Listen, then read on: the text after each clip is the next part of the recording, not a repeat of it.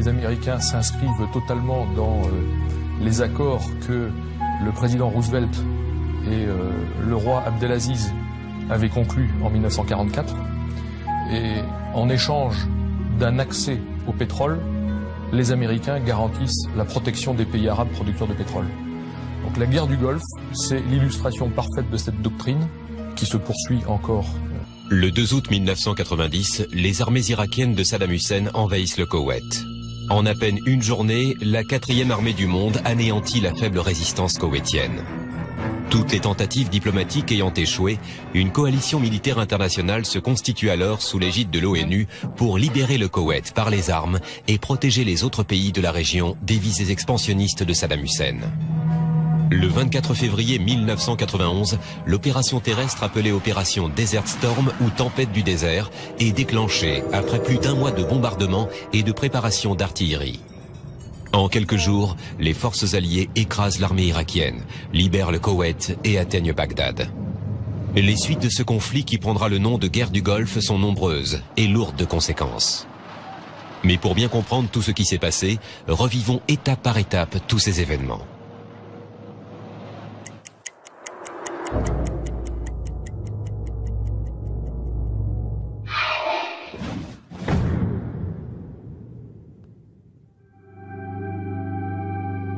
Au sortir de la guerre avec l'Iran, l'Irak est un pays au bord de la ruine et de la famine.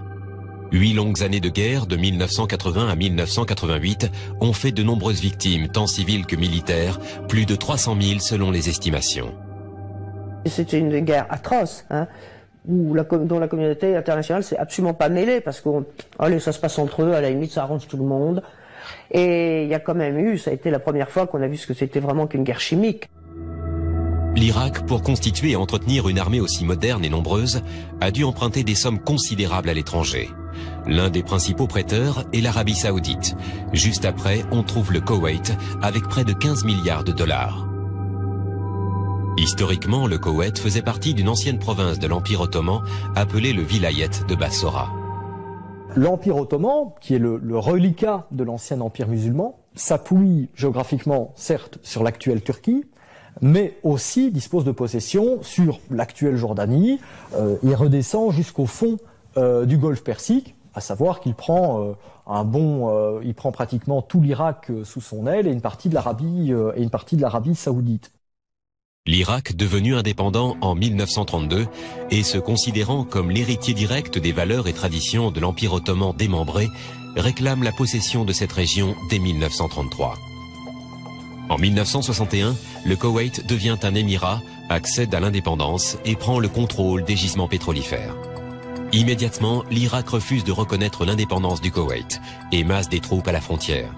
L'opération d'invasion prévue échoue grâce à une rapide intervention britannique.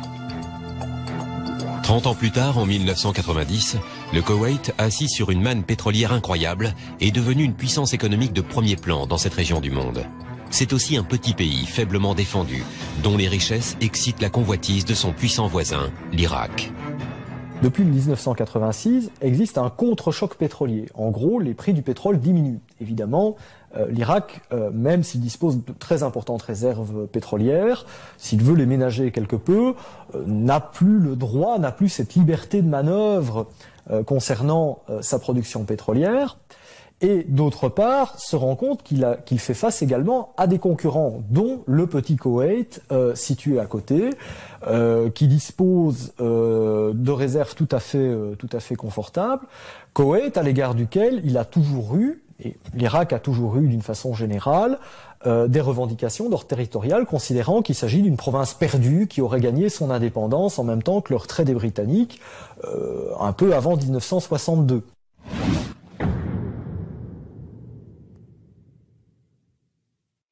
Arrivé au pouvoir en 1979, juste avant le début du conflit, Saddam Hussein ne fait pas mystère de son ambition de recréer un grand empire. C'est quelqu'un qui est parti de rien dans la politique irakienne, qui s'est imposé à force d'alliances parfois contre nature, de coups fourrés, d'assassinats politiques également, et qui parviendra à s'installer définitivement au pouvoir en Irak, à la place qu'il a gardée jusque 2003, à partir de 1979. le cas échéant en éliminant physiquement toute forme d'opposition. C'était un dictateur, c'est vrai, mais c'était une dictature laïque. Et en tant que femme, si on m'avait donné le choix à vivre en Irak, au Koweït ou bien en Arabie Saoudite, franchement, je crois que j'aurais préféré vivre en Irak. Parce que une dictature religieuse, c'est une dictature plus la religion. Et c'est épouvantable. L'Irak était quand même le seul pays du Moyen-Orient où la femme avait un statut assez respectable. Elle n'était pas obligée d'être voilée. Elle n'était pas considérée comme une demi-mesure.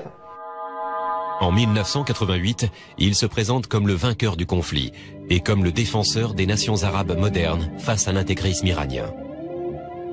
Arguant du fait qu'il s'est retrouvé en première ligne pour protéger ses voisins arabes, il réclame un rééchelonnement de sa dette et plus particulièrement l'annulation de l'emprunt de 15 milliards de dollars contracté auprès du Koweït. Quand il s'est trouvé à la fin de la guerre avec une économie en très mauvais état et des dettes très élevées, il a voulu vendre son pétrole très cher alors que les autres pays arabes continuaient à produire et par conséquent les cours étaient bas. Et Saddam Hussein a accusé, en partie à juste titre, le Koweït de participer à l'effondrement des cours. Là-dessus, le Koweït a réclamé le remboursement de sa dette, ce qui a ulcéré Saddam Hussein.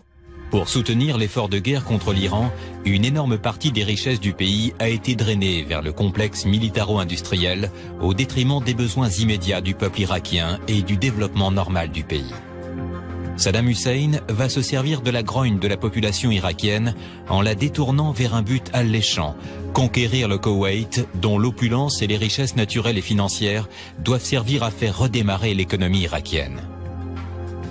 Saddam Hussein s'est dit « je vais puiser dans le pétrole d'États avoisinants », mais sans pour autant le faire dans l'illégalité pleine et entière. Comment le faire? Eh bien tout simplement réactiver un contentieux historique. Pourquoi? Parce que c'est ce qui garantira, de mon point de vue, une légitimité auprès de ma population. Et donc c'est ce qui me permettra de dire que de toute façon, si j'essaye de mettre la mainmise ou d'avoir la mainmise sur les réserves pétrolières koweïtiennes, ce n'est pas parce que je le fais de manière illégale, mais c'est tout simplement parce que j'avais des droits précédents sur ces mêmes réserves. La volonté historique de récupérer le Koweït par l'Irak n'est pas la seule raison du désir de Saddam Hussein d'envahir son petit voisin. En plus de la possession de richesses naturelles considérables, l'Irak cherche aussi à se créer une façade maritime plus importante, lui permettant de développer son commerce maritime et d'écouler plus facilement son pétrole. En effet, l'Irak ne possède que 19 km de côte, donnant sur le golfe Persique, alors que le Koweït, État pourtant minuscule, en possède plus de 20 fois plus. Enfin, l'Irak conteste depuis longtemps au Koweït le droit d'exploiter le gisement pétrolifère de Rumalah, situé près de la frontière. Ce gisement n'est en effet facilement exploitable que depuis le Koweït, alors qu'il s'étend de part et d'autre de la frontière et qu'une grande partie du pétrole se trouve ainsi côté irakien, mais quasiment inaccessible. Il faut encore ajouter à cela l'ambition personnelle du raïs, Saddam Hussein, qui souhaite laisser à la postérité l'image d'un grand dirigeant arabe qui a fondé un nouveau grand État au Moyen-Orient.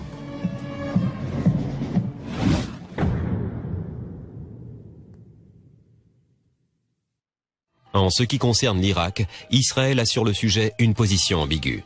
Pendant la guerre contre l'Iran étant profondément antisioniste, Israël a plutôt soutenu l'Irak, jouant ainsi la politique du moindre mal. Cependant, la fin de la guerre voit l'Irak à la tête d'une armée puissante et nombreuse, qui pourrait devenir une grave menace lors d'un éventuel rapprochement des pays arabes dans une coalition contre Israël. C'est pourquoi Israël conserve une certaine neutralité, tout en manifestant sa solidarité avec la coalition internationale et en multipliant les mises en garde contre l'Irak en cas d'agression. Dans cette région du monde, stratégiquement sensible, la fin de la guerre entre l'Iran et l'Irak semble enfin annoncer une période de calme. On sent bien qu'on est entré dans une autre époque où prévalent le droit international et les frontières. Tout le monde est très conscient à l'époque que si l'URSS explose, scénario qui se produira, les frontières vont constituer un élément absolument déterminant de la stabilité internationale. Et que si jamais un seul État venait à revendiquer un nouveau tracé des frontières, cela pourrait déboucher sur des guerres à répétition que personne ne sera en mesure de contrôler. Elles redoutent enfin de voir l'Irak utiliser ses ressources enfin disponibles pour mettre au point l'arme nucléaire. L'utilisation d'armes chimiques et bactériologiques lors du précédent conflit par l'Irak laisse à penser que Saddam Hussein, en possession d'armes nucléaires tactiques ou stratégiques, n'hésiterait pas à s'en servir. Saddam Hussein est tout près d'avoir la bombe atomique. Ils ont les ressources pour la faire, ils ont les savants pour la monter. Et c'est une grande crainte pour les Israéliens qui sont à portée de tir, évidemment. Ils n'ont absolument aucune envie de voir émerger une puissance hostile qui serait dotée de l'arme nucléaire. Et ils conduisent en 1981 un raid sur Osirak, le réacteur livré par la France aux Irakiens, réacteur qui était susceptible de produire du plutonium qui pouvait lui-même être utilisé dans une arme nucléaire. Et ils conduisent ce raid de façon assez rocambolesque, passant au-dessus de la Jordanie en se faisant passer pour des appareils saoudiens égarés, puis passant au-dessus de l'Arabie saoudite en se faisant passer pour des appareils jordaniens égarés, et finissant par atteindre leur cible, réduisant donc à néant tout espoir pour les Irakiens de disposer d'une arme nucléaire dans les 5 à 10 ans. En ce qui concerne les États-Unis, bien qu'inquiets eux aussi de l'avancée irakienne dans le domaine nucléaire, leur principale préoccupation reste le libre accès à des coûts raisonnables aux ressources pétrolières du Moyen-Orient. La surproduction pétrolière et la chute des cours du pétrole est une véritable aubaine pour la première industrie mondiale, ce qui lui permet de fonctionner à coût réduit et de constituer des stocks à moindre frais. Dès février 1990, lors du CCG, le Conseil de coopération du Golfe, Saddam Hussein dénonce les visées impérialistes américaines sur le Golfe. Sa conviction, c'était qu'avec la chute du mur de Berlin, on allait forcément évoluer vers un monde multipolaire. Et donc, que disait-il à ses homologues? Il leur disait, si on a un monde multipolaire, c'est un monde au sein duquel les soviétiques vont s'affaiblir, mais également au sein duquel les Américains vont forcément s'affaiblir. Et c'est là qu'il a eu une erreur d'analyse. Mais donc, son aspiration, par extension, c'était de dire, nous-mêmes, en tant qu'Arabes, il faut aussi qu'on fasse partie, qu'on constitue un pôle qui prévale dans ce monde multipolaire.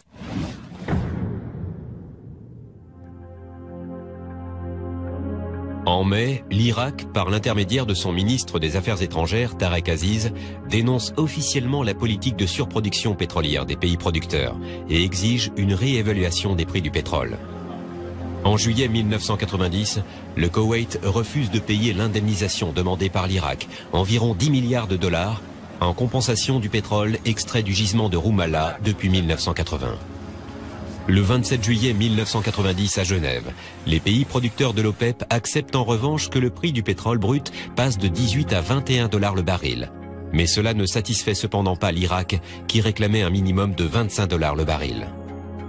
La CIA informe alors la Maison-Blanche que les photos prises par les satellites d'observation montrent des mouvements importants de troupes irakiennes vers la frontière avec le Koweït. Informées, les autorités du Koweït, de l'Arabie Saoudite et de l'Égypte s'accordent pour penser que tous ces mouvements de troupes ne sont qu'une tentative de chantage pour leur forcer la main. Toutes les tentatives de négociation ayant échoué, le 1er août 1990, la délégation irakienne quitte Jeddah sans qu'aucune autre proposition n'ait été faite par le Koweït. Il y a eu le problème de cette bande frontalière revendiquée à la fois par le Koweït et par les Irakiens. Et puis, finalement, un jour, Saddam Hussein dit à Madame l'ambassadeur des États-Unis à Bagdad, « Que pensez-vous de ce problème entre nous ?» Et Madame l'ambassadeur rétorque, « Oh, mais nous, ça nous est complètement égal. » Ce qu'elle a fait savoir au président irakien, c'est que rien ne liait les États-Unis au Koweït en termes de partenariat militaire et stratégique.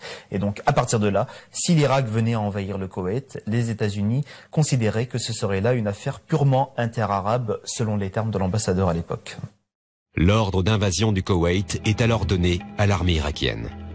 Le 2 août 1990, vers 2 heures du matin, heure locale, les forces armées irakiennes franchissent la frontière et envahissent le Koweït. L'ensemble de toutes les nations, qu'elles soient occidentales, que ce soit les Russes, que ce soit les pays arabes encore plus, n'ont pas cru que Saddam Hussein pourrait envahir un pays frère. L'armée irakienne compte alors plus de 700 000 hommes, dont 140 000 forment la garde républicaine élite de Saddam Hussein. 2800 chars de combat, 2800 blindés divers et 1900 pièces d'artillerie lourde. Elle dispose aussi d'une aviation nombreuse et assez moderne, environ 700 avions et 200 hélicoptères. L'Irak dispose aussi de nombreux missiles irakiens Sol-Sol, Scud et Al-Hussein, de missiles Sol-Air SAM soviétiques et Crotal français. Les maigres forces koweïtiennes, submergées, sont rapidement anéanties. À 4h45, le pays est totalement conquis sans quasiment avoir résisté. Le Koweït, c'est comme l'Arabie Saoudite. Potentiellement, comme ils ont de l'argent qui vient du pétrole, ils ont un armement souvent magnifique. Ce qu'ils n'ont pas, ce sont les troupes pour les mener. Les éléments de l'armée koweïtienne n'ont plus qu'une seule solution, c'est, outre de combattre et de mourir face à la supériorité quantitative irakienne, de fuir vers l'Arabie Saoudite. Le pays est alors soumis à un pillage en règle. Le butin est énorme. Estimé à presque 4 milliards de dollars, 42 tonnes d'or, l'intégralité du stock de la Banque centrale de Koweït City est saisie par les autorités irakiennes et transférée à Bagdad. Voitures de luxe, biens d'équipement et de consommation divers, et surtout stock de produits alimentaires qui permettront un temps de faire face à l'embargo. Un exode massif des populations civiles koweïtiennes vers l'Arabie Saoudite commence. Des centaines de milliers de travailleurs arabes fuient le Koweït et l'Irak. Fin septembre 1990, la moitié de la population a déserté le Koweït.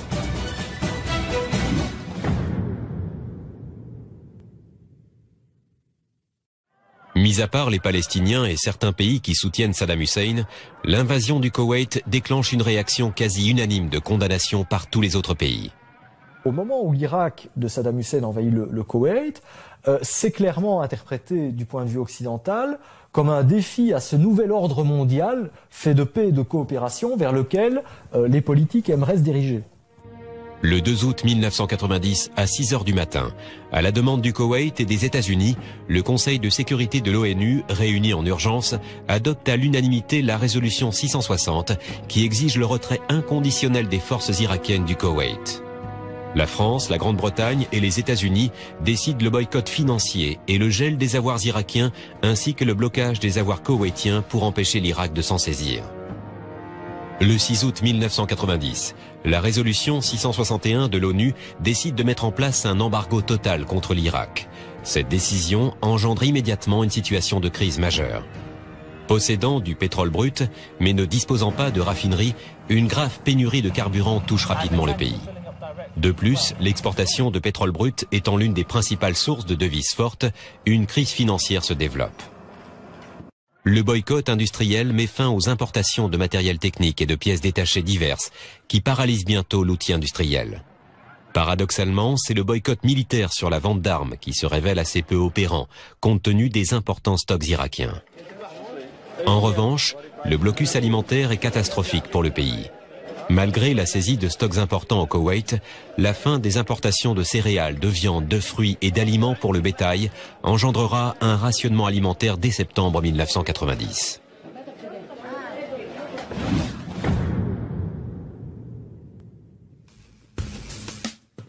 Le 3 août 1990, Bagdad annonce la formation d'un gouvernement koweïtien provisoire.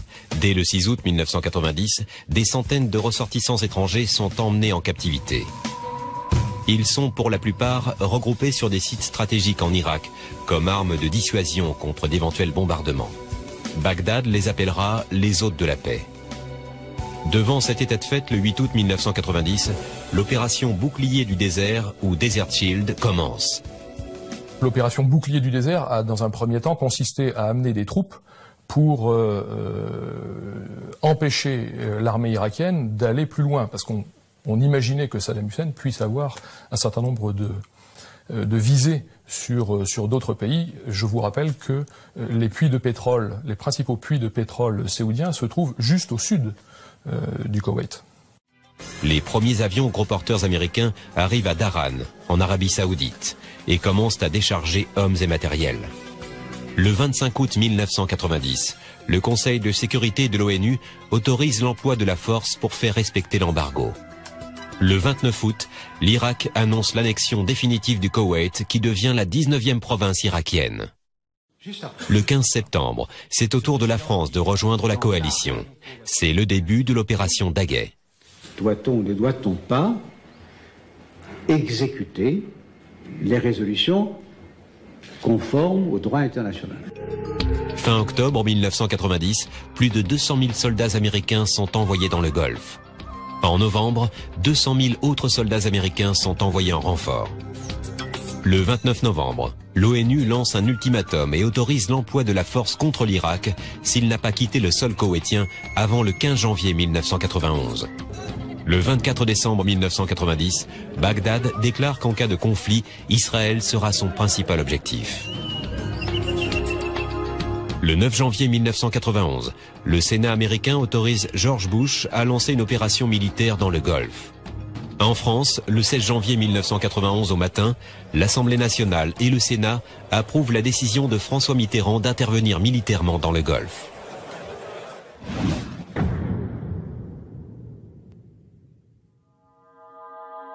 Le 15 janvier 1991 à minuit, l'ultimatum contre l'Irak ayant expiré sans que le Koweït ne soit évacué, la phase terrestre des opérations appelées Tempête du désert ou Desert Storm est lancée par la coalition anti-irakienne.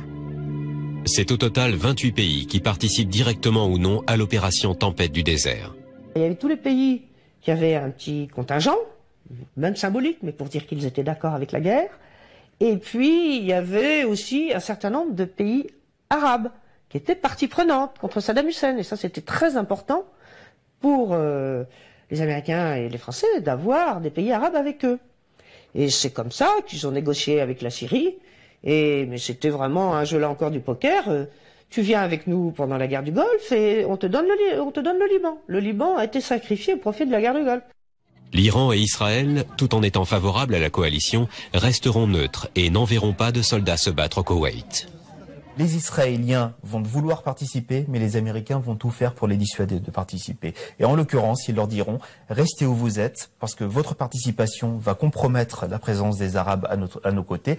Par contre, nous nous engageons à défendre vos intérêts si jamais Saddam Hussein venait à s'en prendre à vous. » Et c'est en l'occurrence à travers cette même guerre que l'on a vu que lorsque Saddam Hussein a envoyé des missiles à l'encontre d'Israël, les États-Unis eux-mêmes ont envoyé leur batterie de missiles patriotes afin de protéger justement les intérêts territoriaux de l'État d'Israël. Sur le papier, les forces terrestres sont à peu près équivalentes en nombre, tant en hommes qu'en chars, blindés ou artillerie. En revanche, en ce qui concerne les forces aériennes et les forces navales de soutien, la coalition possède une supériorité numérique écrasante. La plupart des matériels des principaux contingents de la coalition sont à la pointe de la technologie et très en avance sur les matériels irakiens vieillissants. La guerre du Golfe, c'est la guerre telle qu'elle aurait été conduite contre les soviétiques, mais qui aura été appliquée contre les Irakiens. Pourquoi ? Dans les années, à partir de 1977, les États-Unis changent de stratégie. Ils estiment que l'Union soviétique devient extrêmement puissante et ils décident de la battre non pas par la quantité mais par la qualité.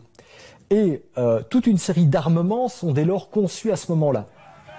Néanmoins, les états-majors de la coalition vont largement surestimer la qualité des matériels irakiens et surtout le degré de combativité des troupes irakiennes.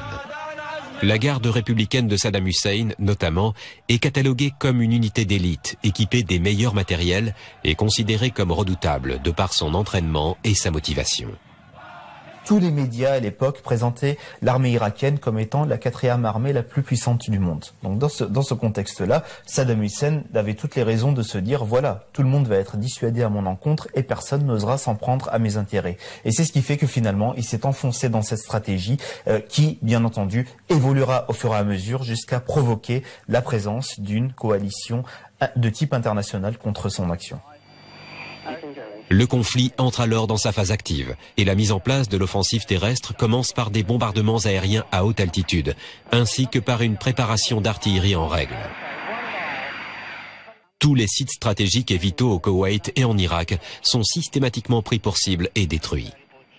Ce qui a frappé l'opinion publique, ça a été l'utilisation pour la première fois en opération des fameux avions furtifs, les F-117.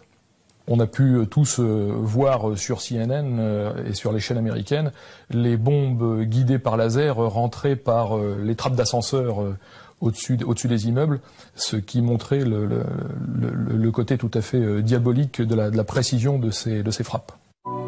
En France, le 29 janvier 1991, en pleine phase ascendante du conflit, Jean-Pierre Chevènement, ministre de la Défense, démissionne de son poste pour marquer son opposition formelle à la participation de son pays dans la guerre du Golfe. Selon lui, un ministre, ça ferme sa gueule ou ça démissionne.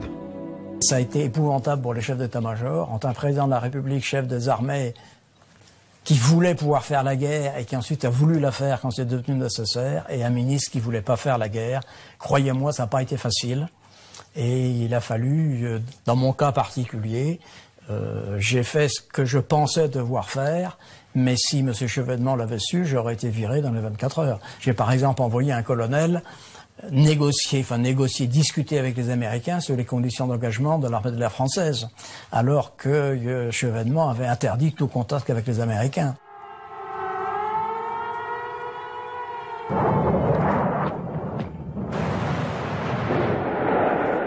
Jamais aucune guerre n'a été autant couverte par les médias. Venus du monde entier, les journalistes couvrent en temps réel les différentes phases des opérations militaires. Le début de l'opération est lancé en direct sur CNN. Partout sur la planète sont diffusées les images, complaisamment fournies par les autorités américaines, des frappes chirurgicales, des bombardements et de la supériorité aérienne alliée. Avec le général Schwarzkopf et tout ça, ils faisaient faire des espèces de conférences de presse pour nous montrer les belles images. Les images de guerre, vous voyez, regardez là, on est à Bagdad, ça tire et hop, good shot. Et là, les journalistes américains qui applaudissent, j'étais très choqué, on regardait ça comme une première de cinéma. Et bon, les journalistes français, heureusement, n'applaudissaient pas, il y a quand même des hommes en dessous, donc on n'a pas à nous à applaudir le fait que des hommes meurent, même si c'est l'ennemi en présence. C'est une guerre qui a été retransmise comme une guerre de très haute technologie. On a parlé de déluge de feu sur Bagdad. Alors, c'est assez largement faux. La guerre du Golfe, fondamentalement, c'est 7% de munitions guidées de précision. Le reste, ce sont des bombes Bliss lâchées aux visées traditionnelles, aux visées classiques. Les frappes des Scuds irakiens sur Israël et l'Arabie Saoudite, contrées pour la plupart par les missiles patriotes américains, sont elles aussi largement montrées. 86 Scuds seront lancés par l'Irak, mais heureusement, aucun ne sera porteur d'armes chimiques et feront finalement peu de dégâts. Bombardements massifs, pilonnage d'artillerie et frappes furtives imparables vont largement contribuer à casser le moral des troupes irakiennes. On estime que lors des 40 jours de préparation avant l'offensive terrestre, il y a eu en Irak 9000 morts, 17 000 blessés et plus de 150 000 déserteurs.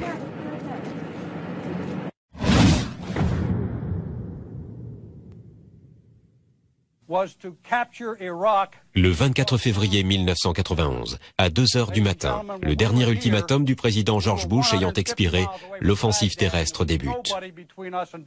La coalition a utilisé, je dirais, un truc vieux comme le monde dans l'art militaire, qui est celui de la déception et du leurre.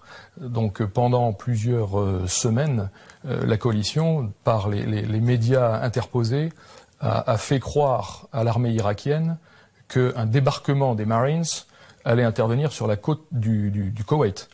Et bien sûr, l'armée irakienne pour faire face à ce débarquement potentiel, a pris une posture défensive face à la mer. Au nord-ouest du dispositif, les 82e et 101e aéroportées américaines, appuyées par la division Daguet française, bousculent les premières lignes irakiennes et progressent de plus de 80 km dès le premier jour. Le dispositif Daguet a une mission bien particulière et délicate, qui est celui de flanquer les forces alliées, de les protéger sur leur flanc nord, au moment où elles vont effectuer le basculement, où elles vont rentrer en Arabie Saoudite, puis basculer pour prendre les forces irakiennes à revers.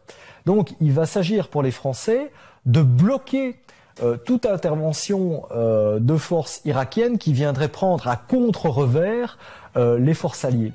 Au sud, les divisions blindées britanniques et américaines, appuyées par les hélicoptères Apache, percent le front irakien et avancent le long de la côte. Au centre, les contingents saoudiens et koweïtiens avancent vers Koweït City. Partout, les armées irakiennes fuient en désordre, malgré quelques tentatives de résistance de la garde républicaine. Plus de 400 chars irakiens sont détruits dans les 2 premiers jours de combat. Le 25 février 1991, la débandade irakienne est totale. La division Daguet, en fer de lance du dispositif, a franchi plus de 150 km et se trouve à moins de 250 km de Bagdad. Les Marines sont eux aux portes de Koweït City. Pour tenter de gêner l'aviation de la coalition et pour ruiner l'économie koweïtienne, les Irakiens incendient la plupart des puits de pétrole situés sur le territoire koweïtien. Le 26 février 1991, les Américains pilonnent les forces irakiennes en retraite sur la route de Bassora.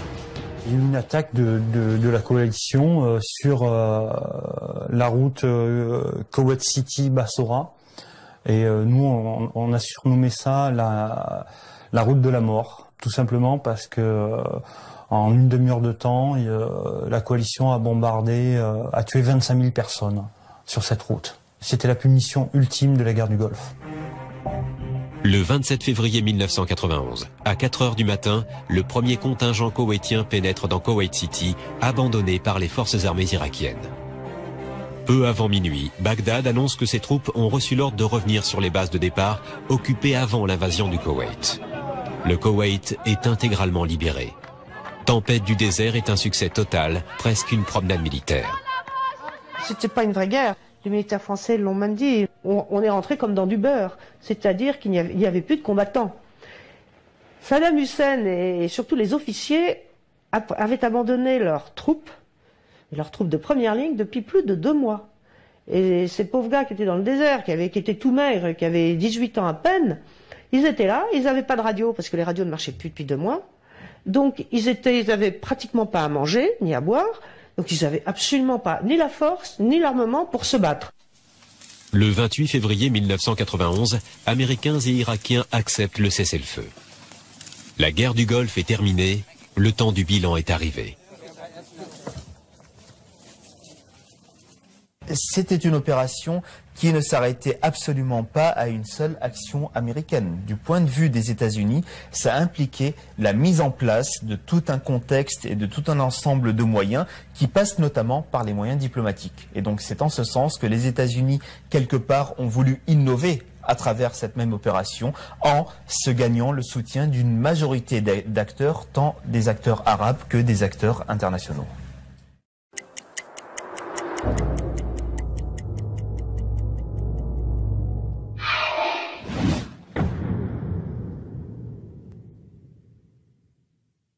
Saddam Hussein al-Majid al-Takriti est présumé né le 28 avril 1937 près du village d'Aouja, dans une famille de paysans très pauvres. Élevé par son oncle après la mort de son père, le jeune Saddam, après une jeunesse difficile, entame des études secondaires et rejoint une cellule clandestine du parti Baas, le parti socialiste de la Renaissance arabe. Il milite activement dès le début des années 50 et participe en 1956 à une tentative avortée de coup d'État visant à renverser le roi d'Irak.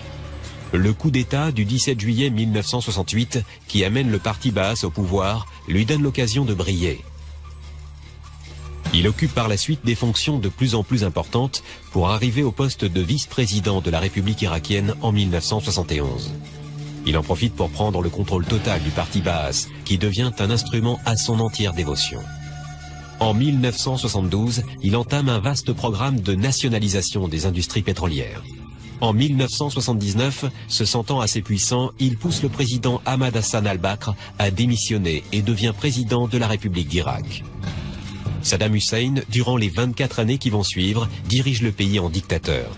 Culte de la personnalité, censure, élimination systématique des opposants de tous bords, spoliation des Kurdes et des chiites sont les principales caractéristiques du régime de celui qui se fait désormais appeler le Raïs, comme Gamal Abdel Nasser. Sa mégalomanie le pousse à déclencher la première guerre du Golfe contre l'Iran en 1980. Saddam exige l'annulation de ses dettes contractées auprès des pays arabes, et notamment de son riche voisin, le Koweït. Le refus de celui-ci déclenche le 2 août 1990 la deuxième guerre du Golfe, qui se termine début mars 1991 par la défaite totale de l'Irak. Resté au pouvoir en Irak, Saddam Hussein continue à financer le terrorisme international et à créer un climat de tension dans le Golfe dans les années 90. En 2003, la troisième guerre du Golfe commence. Les Américains envahissent l'Irak, renversent le pouvoir en place et capturent Saddam Hussein en décembre 2003. Il est condamné à mort le 5 novembre 2006 et pendu le 30 décembre 2006 après le rejet de sa procédure d'appel.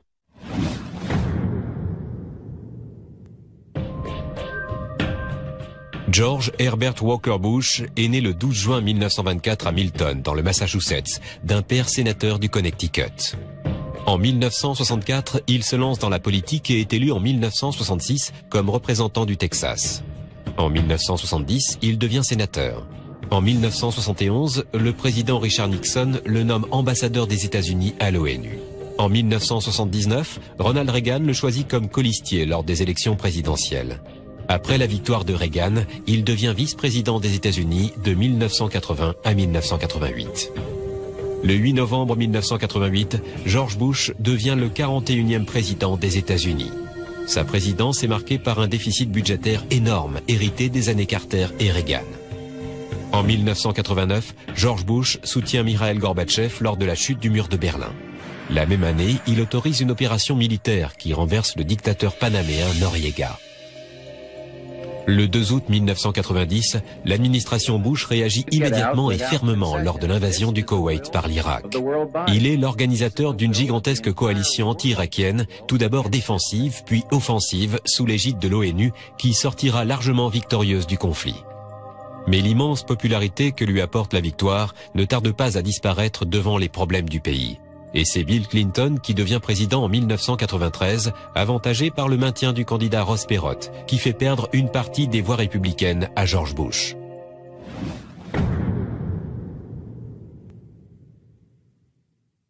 Colin Luther Powell est né à Harlem à New York le 5 avril 1937 dans une famille d'immigrants jamaïcains. Engagé en juin 1958, il est nommé capitaine le 2 juin 1962. Il est parmi les premiers conseillers militaires envoyés par Kennedy au Vietnam. Le 4 avril 1989, il est nommé général d'armée 4 étoiles et participe en tant que conseiller à la sécurité nationale au renversement du dictateur panaméen Manuel Noriega. Lors du déclenchement de la guerre du Golfe en août 1990, il est chef d'état-major des armées américaines. C'est le premier Afro-américain et le plus jeune officier à accéder à ce poste. Épaulé par Norman Schwarzkopf, il mène les armées de la coalition à la victoire. Le 16 décembre 2000, il est nommé secrétaire d'État par George W. Bush, poste dont il démissionne le 15 décembre 2004. En 2008, il donne son soutien au candidat à la Maison-Blanche, Barack Obama. Ses nombreuses qualités d'organisation et son sens politique lui ont valu le surnom de Black Eisenhower.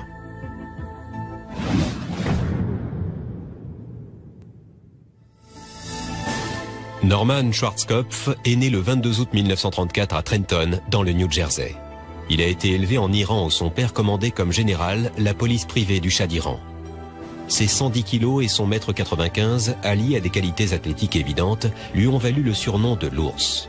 Il fait une carrière militaire brillante, mais néanmoins classique. Général 4 étoiles, il a 56 ans lors du déclenchement de l'opération Bouclier du désert. Il est alors nommé commandant en chef de l'opération Tempête du désert sur le terrain. En juillet 1991, il part à la retraite juste après la guerre du Golfe.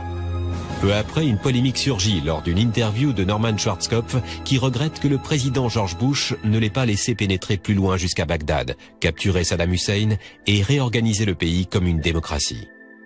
Il manifeste par la suite son opposition à la guerre contre l'Irak en 2003. L'une de ses phrases favorites est la suivante. « La vérité est que vous savez toujours ce qu'il faut faire. Ce qui est difficile, c'est de le faire. »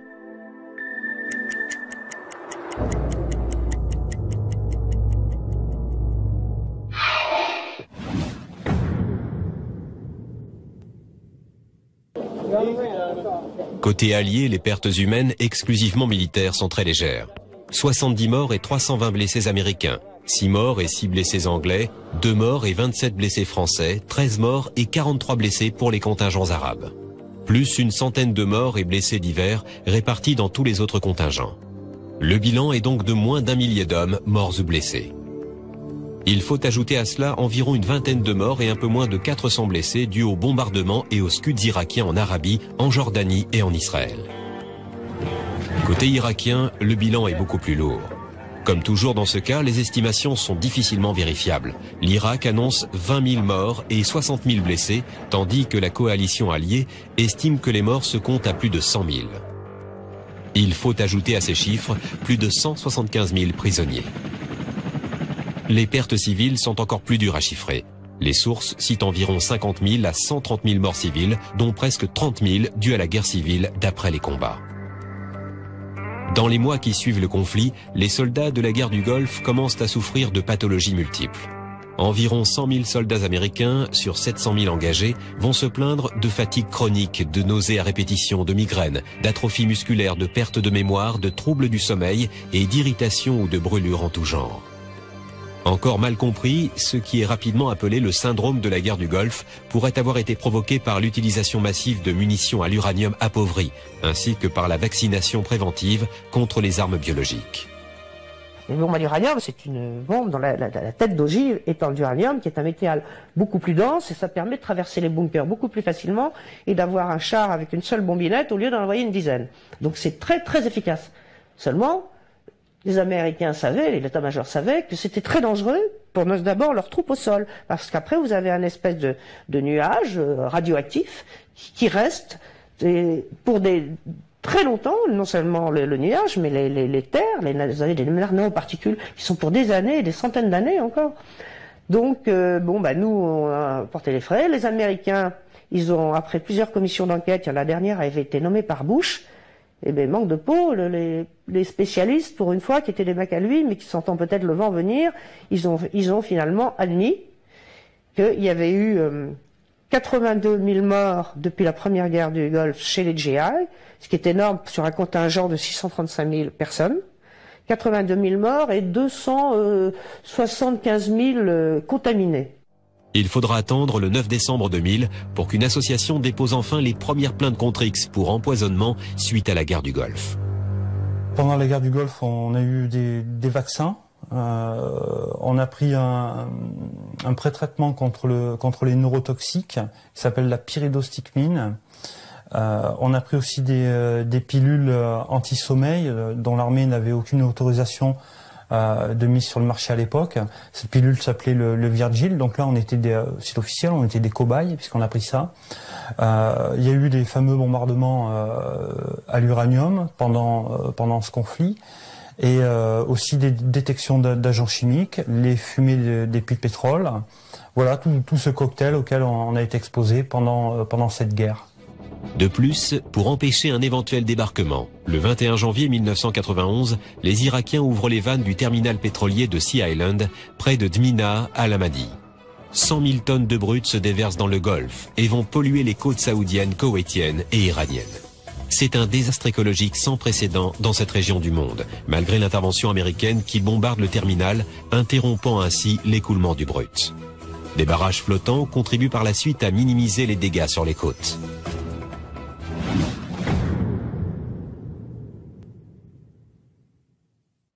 Les opérations militaires ont causé des dégâts incroyables au site de production pétrolifère. Le manque à gagner pour le Koweït est colossal, près de 70 millions de dollars par jour. Sur les 1080 puits de pétrole situés au Koweït, 732 sont en feu à la fin des combats. Poussé par les vents, un énorme nuage de fumée recouvre une grande partie du sud du Koweït, presque un quart du territoire. Principal intervenant dans l'opération Tempête du désert, les États-Unis se taillent la part du lion dans les marchés de reconstruction des infrastructures détruites au Koweït.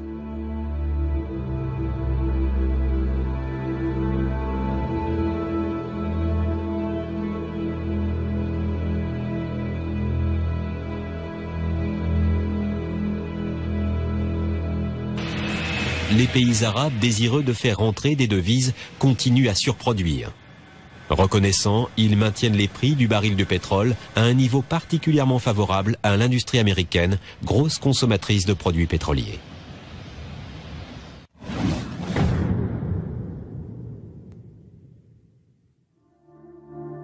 Pour achever de jeter la confusion, à la fin des combats, la guerre civile en Irak commence. Le 4 mars 1991, au sud du pays, les chiites entrent en rébellion contre Bagdad.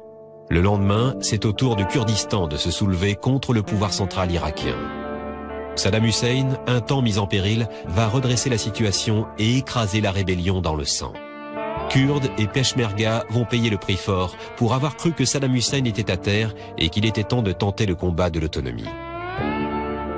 Le dictateur irakien, longtemps champion de la cause arabe et rempart contre l'Iran, n'est plus après la guerre du Golfe qu'un dirigeant affaibli et discrédité sur la scène internationale. Ce que Saddam Hussein a mal évalué, c'est la manière par laquelle non seulement une coalition pourrait se mettre en place à son encontre, mais également une manière par laquelle une coalition comportant des Arabes en son sein pourrait se mettre en place à son encontre. Il était resté rivé sur le côté pan-arabe ou sur le côté nationaliste arabe. Il s'était dit que de toute façon, s'il menait à bien son entreprise au Koweït, tous les Arabes suivraient derrière lui et il pourrait participer de ce monde multipolaire qu'il croyait pouvoir préfigurer. Même si la popularité de George Bush n'a jamais été aussi élevée dans les sondages, l'opinion publique américaine, malgré une incroyable euphorie suite à la victoire, reste divisée sur l'intervention en Irak. Partisan du maintien du droit à tout prix, ses détracteurs lui reprochent de ne pas avoir continué la guerre du Golfe en 1991 jusqu'à la chute de Saddam Hussein, ce qui aurait a priori évité la guerre en Irak en 2003 menée par son fils, George Bush Jr., devenu président des États-Unis en 2001.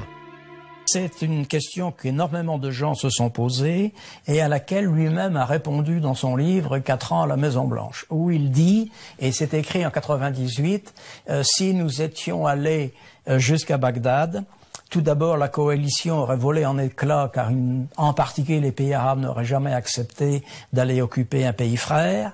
Ça n'était pas la mission de l'ONU, donc un certain nombre d'autres alliés seraient partis. Ensuite, il aurait fallu occuper militairement l'Irak et en particulier Bagdad. On aurait eu affaire à des insurrections et même pour trouver Saddam Hussein, ça aurait été très difficile. La preuve, Noriega, à Panama qu'on connaissait bien, on a eu beaucoup de mal à le trouver. C'est-à-dire, il a vraiment décrit en 98 exactement ce qui s'est passé en 2003. De plus, la plupart des Américains, s'ils approuvent le fait de défendre la paix et s'ils considèrent désormais les États-Unis comme le gendarme de la planète, estiment que les soldats américains ne devaient pas mourir pour le Koweït et que des sanctions économiques draconiennes, bien que plus longues à donner des résultats, auraient certainement pu suffire. Resté au pouvoir après 1991, Saddam Hussein reste toujours belliqueux et évasif durant les années 90, notamment sur les questions touchant au programme nucléaire irakien. Sa crainte numéro 1 restait l'Iran. Et c'est la raison pour laquelle il a continué à essayer de développer du nucléaire et du chimique à la suite d'un certain nombre de mesures de rétorsion dans le cadre de son désarmement, car le désarmement nucléaire et chimique lui avait été imposé d'après la fin des hostilités en mars 91. Il a continué, puis ça s'est été complètement détruit par les Américains, par Nixon en 98 dans l'opération Desert Fox. Mais ensuite, il a laissé croire qu'il avait toujours des armes nucléaires et chimiques pour dissuader l'Iran de l'attaquer. Il est directement mis en cause par les États-Unis après le 11 septembre 2001 qui intègre l'Irak dans l'axe du mal. La troisième guerre du Golfe débute en 2003 par l'invasion de l'Irak par les États-Unis. Elle se termine peu de temps après par la chute du parti Baas, la capture de Saddam Hussein et l'occupation de l'Irak.